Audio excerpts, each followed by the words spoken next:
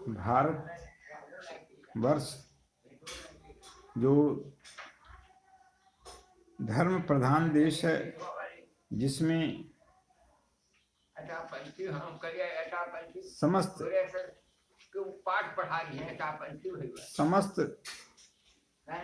देवगण भी वास करने के लिए हमेशा प्रार्थना करते रहते हैं, लालायित रहते हैं। उस भारतवर्ष की मैं कोट से वंदन करते हुए, अपना अभिनंदन करते हुए, माता आदिशक्ति जगदम्बा को प्रणिपात करते हुए, पूर्ण ईश्वर पूर्णतम परम ब्रह्म परमात्मा भगवान कृष्ण जगत जननी जगन माते माँ राधे को अपना पूर्ण समर्पण करते हुए कोरोना व्याधि की मुक्ति हेतु जो हमारी सनातन पद्धति है, जो आर्ष पद्धति है, उसके अनुसार क्या व्यवस्था है, उस संदर्भ में आप लोगों का ध्यानाकर्षण करना चाहते हैं और इसे आप लोग प्राप्त करके अपने जीवन को सफल बनावें और पूरे भारत को कोरोना व्याधि से मुक्ति प्रदान करें। इस हेतु माँ की आराधना। या श्री स्वयं सुकृतिनां भवनेश लक्ष्मी पापात्मनां कृतिधियां हृदये सुबुद्धि श्रद्धा सतां कुलजन प्रभवे सुलज्जा तां तां नतास्म परिपालय देवी विश्वम्।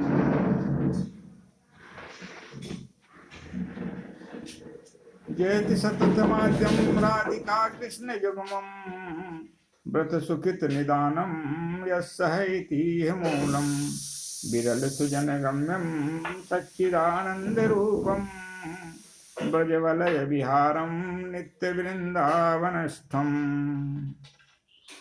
दृगंत कांति भंगनम सदा सदालिसंगिनम दृगंत कांति भंगिनम सदा सदालिसंगिनम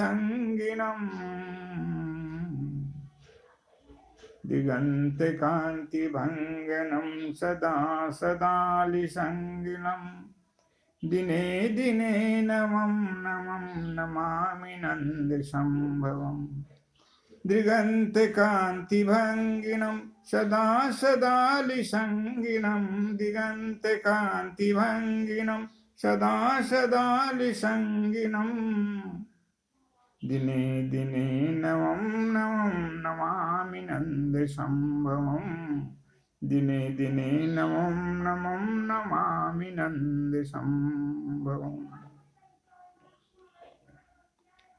भारतवर्ष की गरिमा, भारतवर्ष की आर्ष परंपरा को अक्षुण्ण बनाए रखने हेतु समस्त भारतवासियों से मेरा विनोद अनुरोध है कि इस जो कष्ट साध्य व्याधि कोरोना नामक व्याधि से जो समस्त भारत संतप्त हो रहा है, उससे विनाश हेतु उसके जो मूल सिद्धांत हैं उसका पालन करते हुए आप इस भयंकर कष्ट से मुक्ति प्रदान करने में अपना अपेक्षित सहयोग प्रदान करें। किसी भी व्याधि का जन्म पाप से होता है। यदि पाप न हो तो व्याधियों का जन्म ही नहीं होगा, ये हमारे शास्त्र कहते हैं। ये शास्त्रों का प्रमाण है और आर्ष वचन है और सिद्ध वचन है। नीति शास्त्र में लिखा गया है, शुभेन कर्मणा सौख्यम दुखम पापेन कर्मणा कृतं फलति सर्वत्र न कृतं भुंजते क्वचित्। शुभेन कर्मणा सौख्यम, शुभ कर्मों के द्वारा सुख की प्राप्ति होती है। दुखम पापेन कर्मणा, और दुख की प्राप्ति पाप कर्मों से होती है। कृतं फलति सर्वत्र न कृतं भुंजते क्वचित्। सारे लोग अपने कर्मों का ही फल भोगते हैं, बिना कर्म किए कोई भी उसका फल नहीं भोगता है। इसलिए स्वस्थ वित्त सद्वृत्ति का पालन इस व्याधि के निर्मूलन में मूल सिद्धांत है। इसका अवश्य में पालन होना चाहिए। भारत की स्वच्छता, भारत की को रोग मुक्त प्रदान करने की जो व्यवस्था है वह हमारी बुद्धि और विवेक पर निर्भर करता है। बुद्धि और विवेक में यदि सद्बुद्धि का जन्म हो जाए, सद्विवेक प्राप्त हो जाए, सद्गुण संपन्नता आ जाए, तो हम जो वास्तविक कर्तव्य है, जो हमारे लिए जीवन के लिए अपरिहार्य अंग है जीवन को चलाने के लिए, उनका अवश्य में पालन हम करेंगे। किंतु हम वातावरण का विकास नहीं करते हैं। पर्यावरण का विकास तभी होगा, शुद्ध पर्यावरण तभी होगा जब हमारी बुद्धि में यह विचार आएगी कि इसके बिना हम सुरक्षित नहीं रह सकते हैं। इसलिए हम चाहते हैं कि हम सभी लोग मिलकर स्वस्थ चिंतन करें, स्वस्थ वृत्ति का पालन करें, स्वस्थ नियमों का पालन करें। स्वास्थ्य वर्धन करने के लिए जो हमारे नियम बताए गए हैं उनका अनुसरण करते हुए जीवन को अपना एक जो मूल सिद्धांत है, जिस हेतु यह मानव जीवन मिला है, उसको साकार अवस्था प्रदान करें। शास्त्र में लिखा गया है,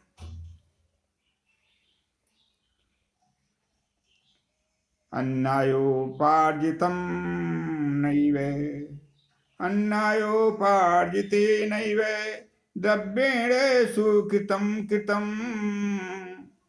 न कीर्तिरिह लोके च परलोके च तत्फलम्। अन्नायोपार्जितेनैव द्रव्येण सुकृतं कृतं न कीर्तिरिह लोके च परलोके न तत्फलम्। देवी भागवत 3:12-8 में आप अवलोकन करें। अर्थ, भावार्थ, शब्दार्थ।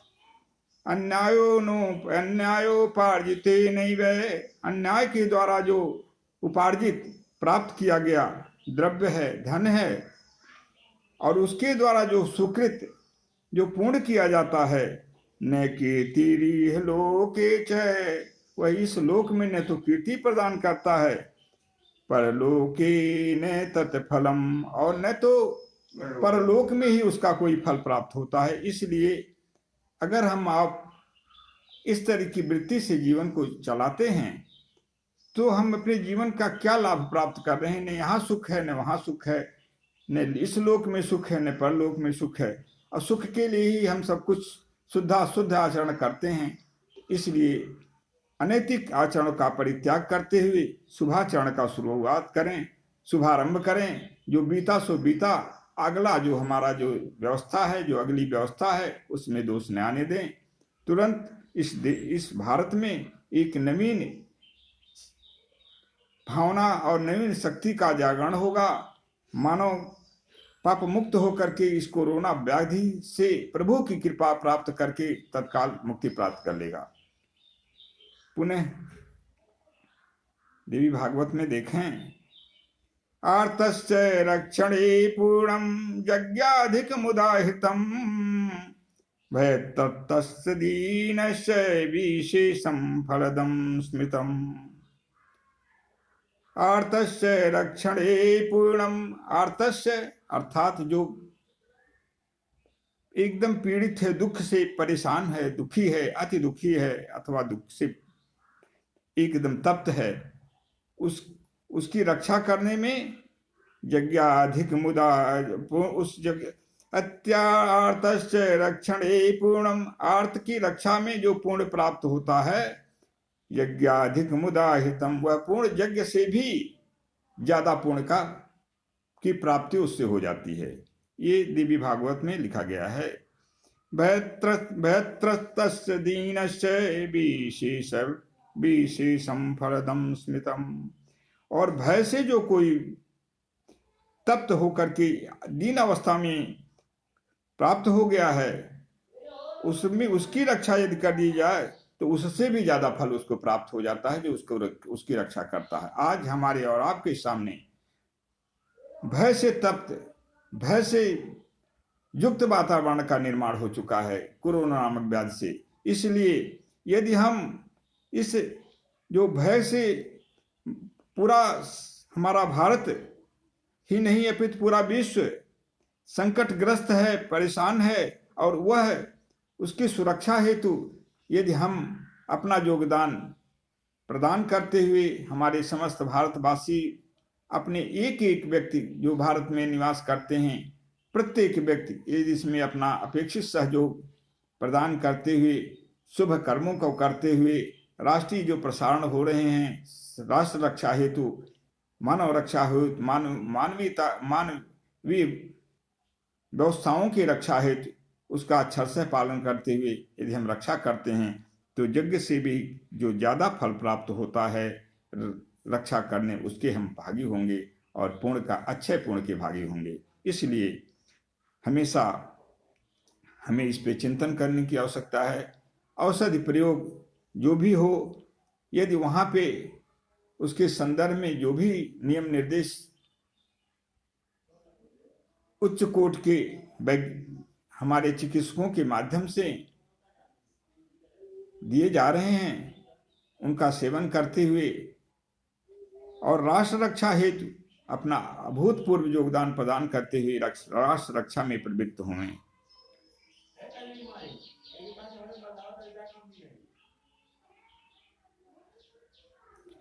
पुनः हमें आगे देखना है। इसके बाद भी जो हम गलत मार्ग पे चलते हैं, किसी को कष्ट दे करके जो हम धन प्राप्त करते हैं उसकी क्या दशा होती है इसे भी आप लोग जानें।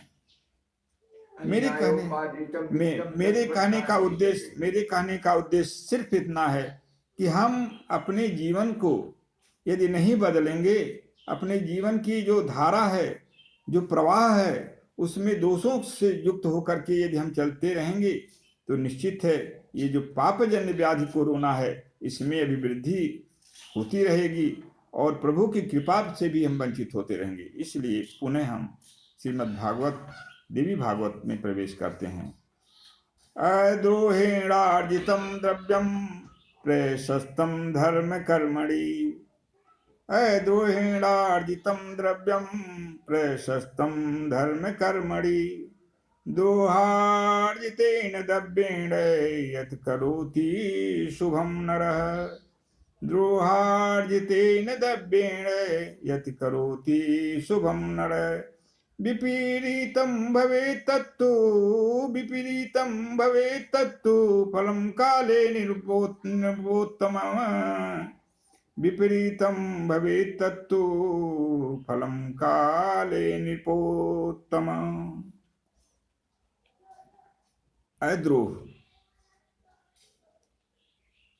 अद्रोहेणार्जितम द्रव्यम प्रशस्तम धर्म कर्मणि, यानी किसी को कष्ट न दे करके जो द्रव्य हम प्राप्त करते हैं वही धर्म कार्यों के लिए प्रशस्त कही गई है।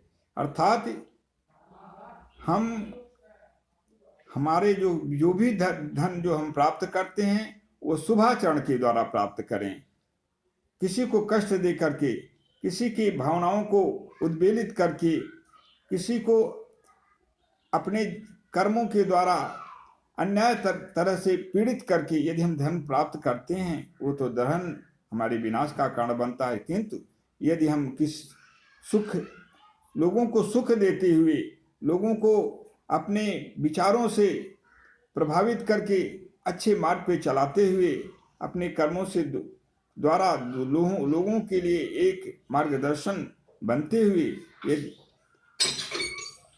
सही विधि से द्रव्य का अर्जन करते हैं, यानी धर्मानुकूल आचरण करते हुए यदि हम धन को प्राप्त करते हैं तो वह धन ही शास्त्र में लिखा गया है कि धर्म कार्य में प्रशस्त है, शुभदायक है।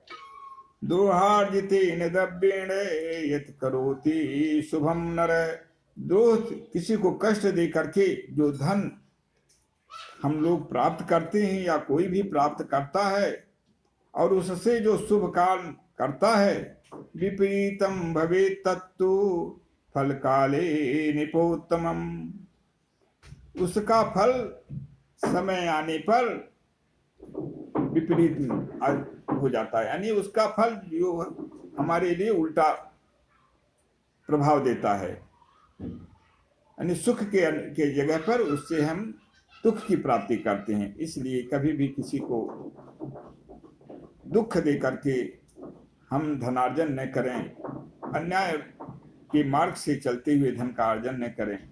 ये हमारे लिए एक परम मार्गदर्शन देवी भागवत में हमारे वेदव्यास जी ने किया है। सुनिर्वेद पुराणो ही सुखम सर्वत्र सर्वदा, सुनिर्वेद पुराणाम ही सुखम सर्वत्र सर्वदा, त्रैलोक्यस्य च राज्येऽपि न सुखम लोभ चेतसाम्। सुनिर्वेद पुराणाम ही सुखम सर्वत्र सर्वदा, दूसरों के सुख को प्रदान करने में ही हमेशा सुख की प्राप्ति होती है। जो व्यक्ति दूसरों को सुख प्रदान करता है, दूसरों के प्रति परोपकार की भावना रखता है, दूसरों का परोपकार करता है, उसे हमेशा सुख की ही प्राप्ति होती है।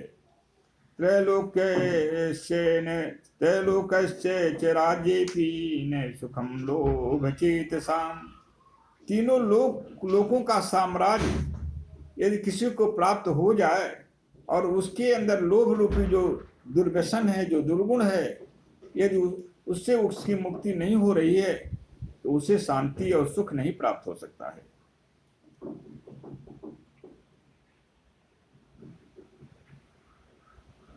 इसलिए हमें शास्त्र के नियमों का आचरण के अनुसार आचरण करते हुए जीवन यापन करना चाहिए। जो शास्त्र के नियमों के विपरीत चलते हैं उन्हें सुख शांति उनकी छिन जाती है।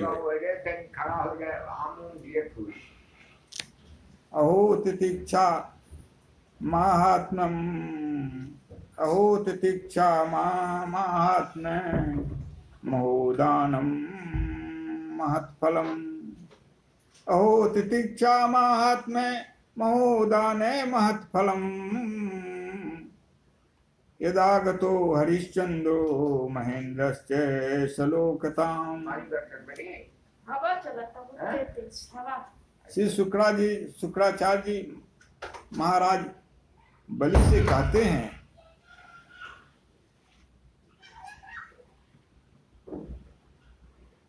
कि तितिक्षा अर्थात सहने की सामर्थ्य, सहने की क्षमता जिसके अंदर प्राप्त हो जाए और दान देने की प्रवृत्ति जिसके अंदर हो जाए, उसका फल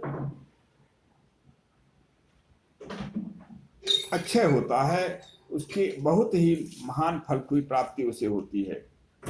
इसके प्रमाण में कहते हैं यदा गतो हरिश्चंद्रो महेंद्रस्य सलोकताम, जिसके प्रभाव से हरिश्चंद्र जी, जो सतयुग में महाराज हरिश्चंद्र जी की कथा आती है, अयोध्या के महीप थे, वह अपने समस्त अयोध्या वासियों के साथ, सारे लोगों के साथ महेंद्र से सलोकताम इंद्रपुरी को प्राप्त हो गए, स्वर्गपुरी को प्राप्त हो गए। ये दान की महत्ता और सहन शक्ति की महत्ता देवी भागवत में ऐसा लिखा गया है 7:27-41। महाराज जनक ने शुक्राचार्य जी को समझाया कि चाहे कोई संपूर्ण तीर्थों में बार बार जाए और गोता लगावे, परंतु जब तक मन में पवित्रता नहीं आती तब तक उसका सब कुछ किया कराया व्यर्थ है।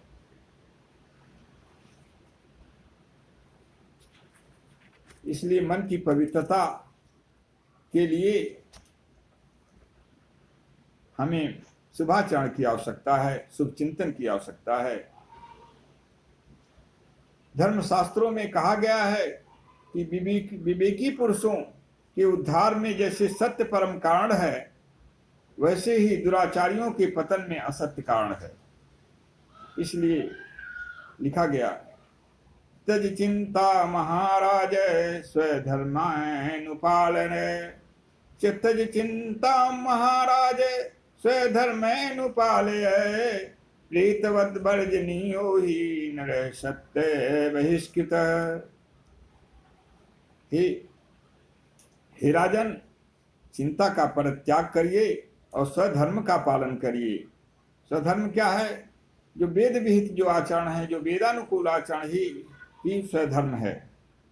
वेद के विरुद्ध आचरण निषिद्ध आचरण में आता है, वो पाप का कारण बनता है। इसलिए स्वधर्म में वेदानुकूल आचरण ही हमारे स्वधर्म में आते हैं।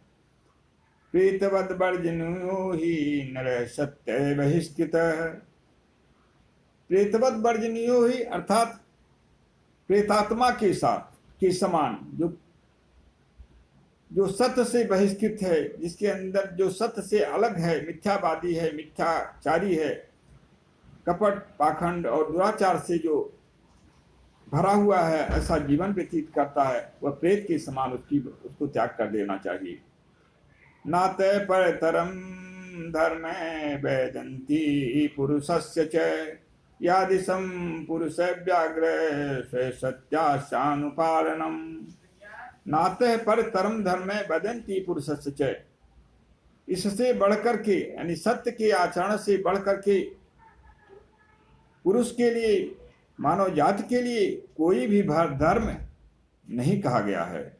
यादिशं पुरुष व्याघ्र सत्यानुपालनम, पुरुष व्याघ्र श्रेष्ठ पुरुषों के लिए सत्य के आचरण, सत्य का पालन से बढ़कर के कोई भी धर्म नहीं है। अग्निहोत्र मधीतम च दानाद्या सकला क्रिया, भवन्ति तस्य वैफल्ये वाक्यम यश्चानृतं भवेत्। अग्निहोत्रम मधीतम च दानाद्या सकला क्रिया, भवन्ति तस्य वैफल्यं वाक्यम यश्चानृतं भवेत्। अग्निहोत्र कर्म विधि पूर्वक यदि अग्निहोत्र कर्म भी कोई करता है, दानाद्या सकला क्रिया और समस्त दान की क्रियाओं को भी यह संपन्न करता है, फिर भी यदि वह झूठ का आश्रय लेता है, उसकी वाणी से अनित भाषण होता है, झूठ बोलता है, तो उसकी सारी क्रियाएं विफल हो जाती हैं, कोई उसका लाभ उसे प्राप्त नहीं होता है। सत्यमत्तन्ते मुदितं धर्मशास्त्रेषु धीमतां, ताण्याय नितं तद्यत् पातनाय कृतात्मनाम्। सत्य अत्यंत मत्यंत मुदितम धर्मशास्त्रेषु धीमताम, इसलिए धर्मशास्त्रों में सत्य की महत्ता ही सबसे ज्यादा कही गई है। वह जिस तरह से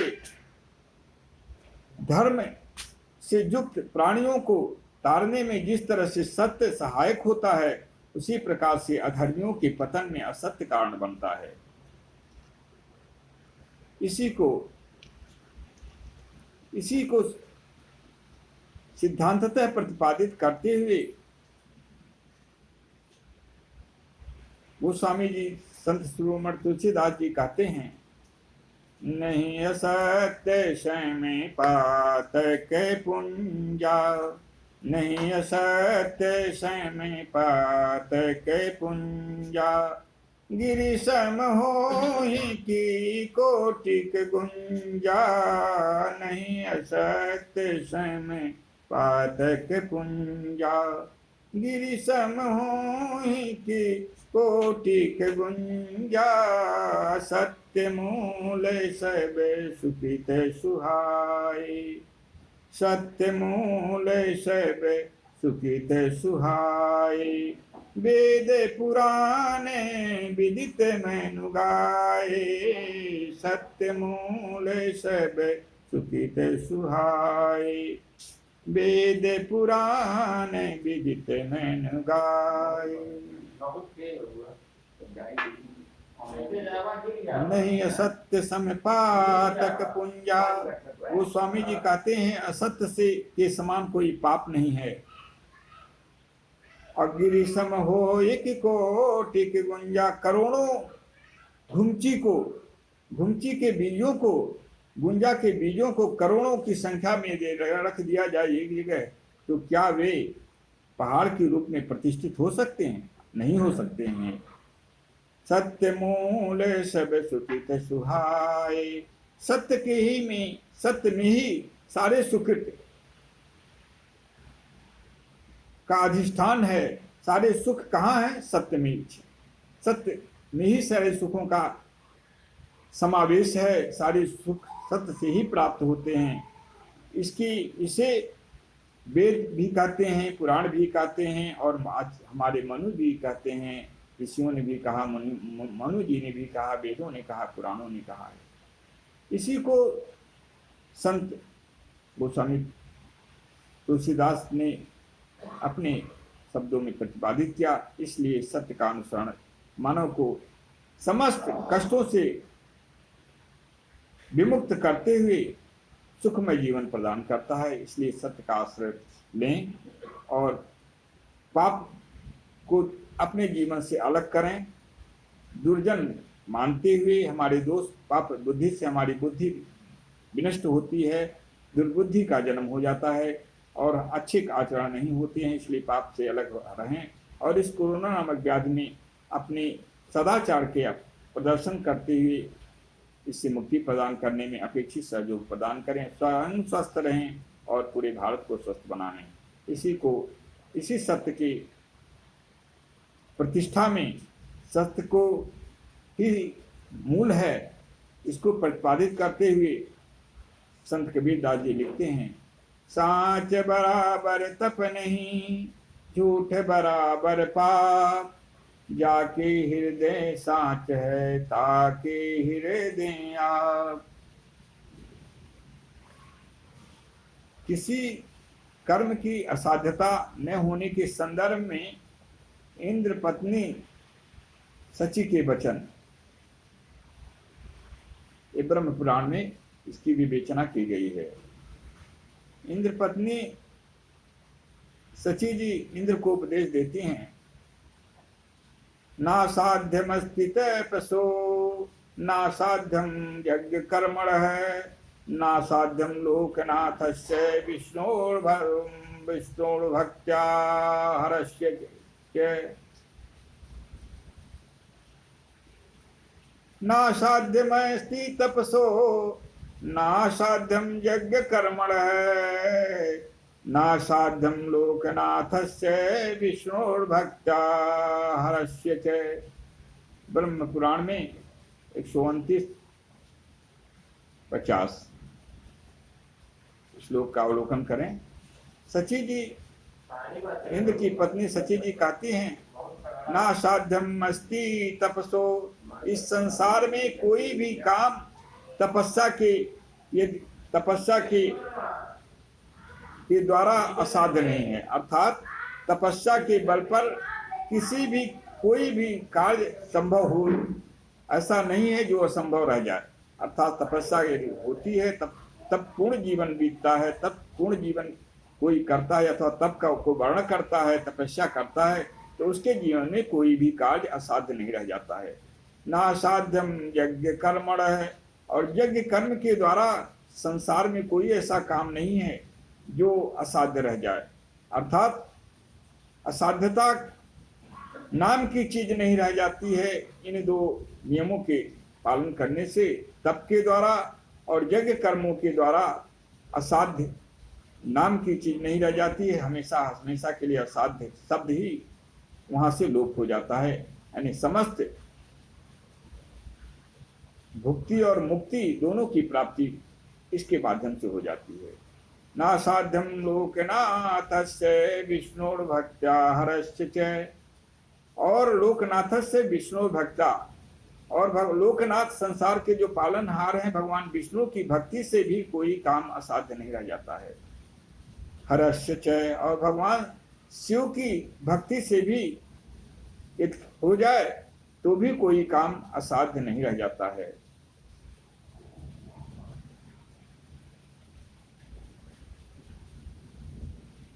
श्रुतमस्ति पुनश्चेदम स्त्रियो जाश्चे प्रतिव्रता ताएव सर्व जानन्ति नितम ताभिश्चराचरम। श्रुतमस्ति पुनश्चेदम, इसके अलावा जो स्त्रियां पतिव्रत के धर्म का पालन करती हैं उनके द्वारा ये सृष्टि धारण की गई है, और उनके लिए भी कोई भी काम असंभव नहीं रह जाता है। ब्रह्म पुराण 129:54। कर्मों के फल के संबंध में इंद्राणी सची का इंद्र को उपदेश, उसे आप श्रवण करें और उसको अपने जीवन में भी धारण करके अपने जीवन की जो क्रिया है, जो हमसे, आपसे, समाज से दोषपूर्ण क्रियाएं हो जाती हैं, उनको अपेक्षित सुधार करते हुए, पूर्ण सुधार करते हुए अपने जीवन को सफल बनाने का काम करें। अज्ञातैकं गुणं कर्म फलं दास्यति कर्मिणः।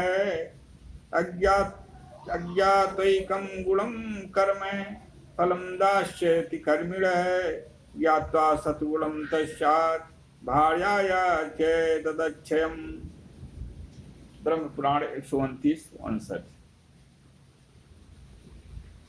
जो कर्म जानकारी के अभाव में बिना जाने हुए जो कर्म किए जाते हैं और कर्मनिष्ठ पुरुषों के द्वारा किए जाते हैं, वे उसका 1 गुना फल देते हैं।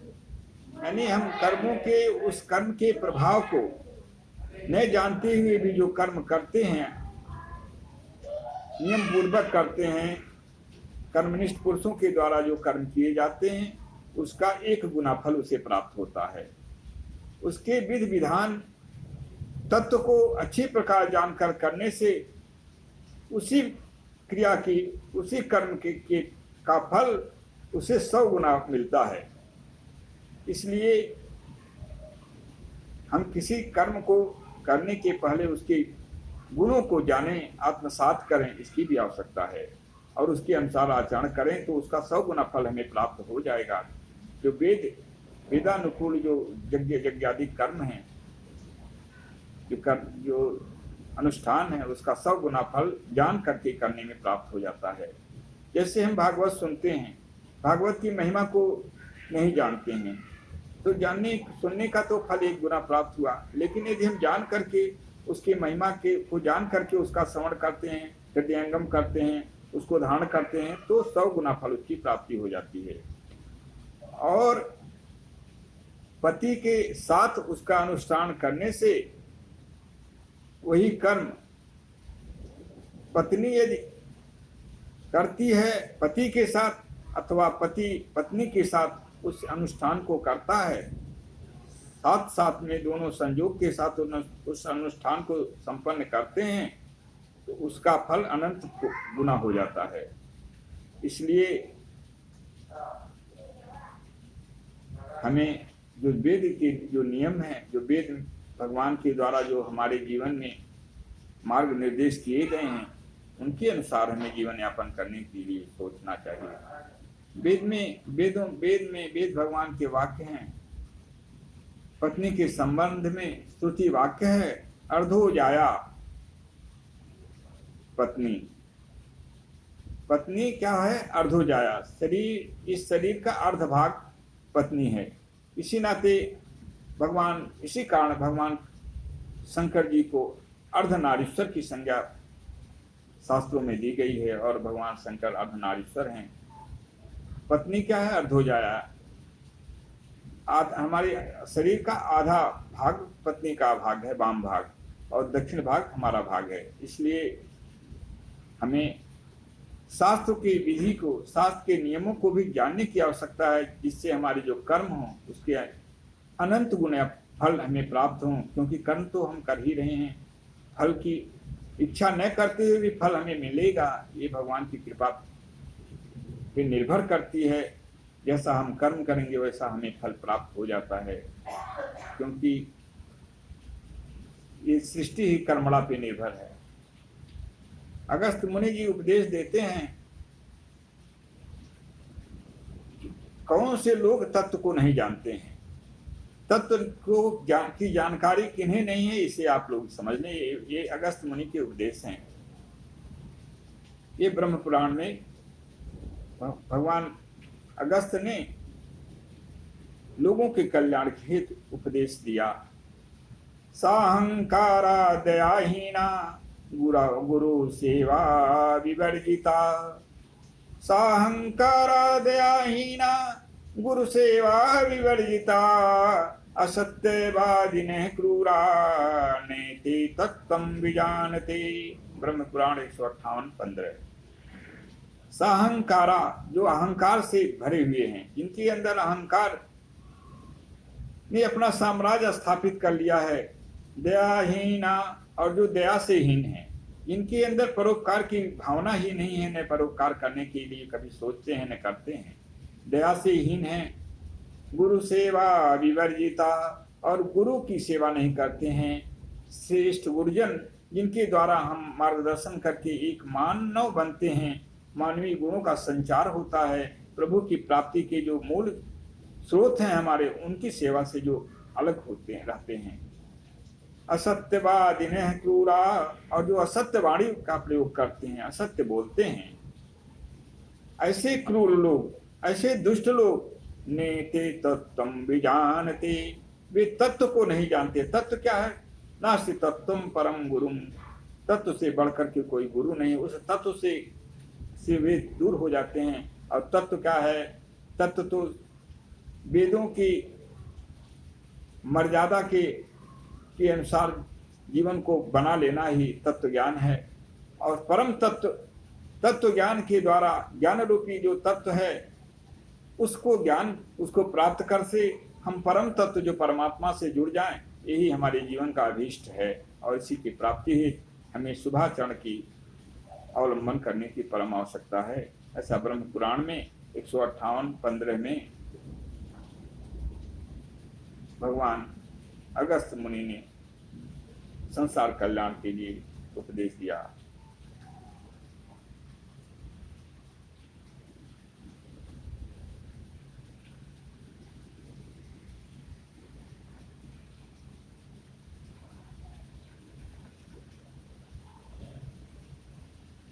महाराज युधिष्ठिर को महात्मा भीष्म पितामह उपदेश देते हैं।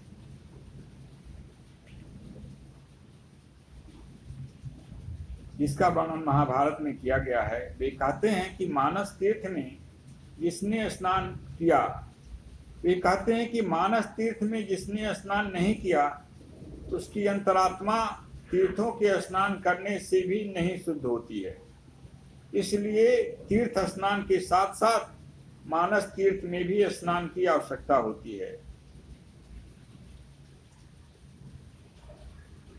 इस पितामह जी के शब्द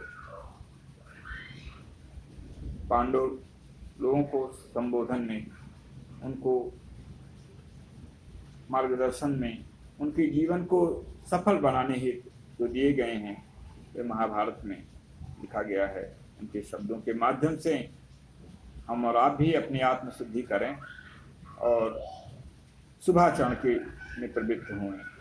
आत्मा नदी संयम पूर्ण तीर्था, आत्मा नदी संयम पूर्ण तीर्था, सत्योदका शील तटादयोर्मी, तन्नावगाहं कुरु पाण्डुपुत्र, तन्नावगाहं कुरु पाण्डुपुत्र, नैवारिणा शुद्धति चान्तरात्मा, तन्नावगाहं कुरु पाण्डुपुत्र, नैवारिणा शुद्धति चान्तरात्मा। भीष्म पितामह जी कहते हैं आत्मा रूपी जो नदी है, ये नदी क्या है, आत्मा क्या है, एक नदी के रूप में है। तो शरीर में जो आत्मा हमारी वास करती है, ये एक नदी के रूप में इन्हें आप माने। संयम पूर्ण तीर्था, और जो हम संयम करते हैं, इंद्रिय निग्रह करते हैं, इंद्रियों को विमार्गगामी होने से रोकना ही संयम है। इंद्रियों को अच्छे विचारों के साथ जोड़ देना, अच्छे कर्मों के साथ जोड़ देना, अच्छे कर्मों में अच्छे भावनाओं के साथ जोड़ देना और उनसे विमार्गगामी होने से रोक देना, यही संयम है। सत्योदकाशील तथा दयोर्मी, और उस आत्मा रूपी नदी के जल क्या है, सत्य ही जल है उसका। शील तथा दयोर्मी, और शील यानी सदाचार उसके तट हैं, दयोर्मी दया ही उसकी लहरें हैं। तन्नावगाहं कुरु पांडुपुत्र, हे पांडुपुत्र उसमें स्नान करो। नैवारिणा शुद्धति चांतरात्मा, जल से अंतरात्मा की शुद्धि नहीं होती है।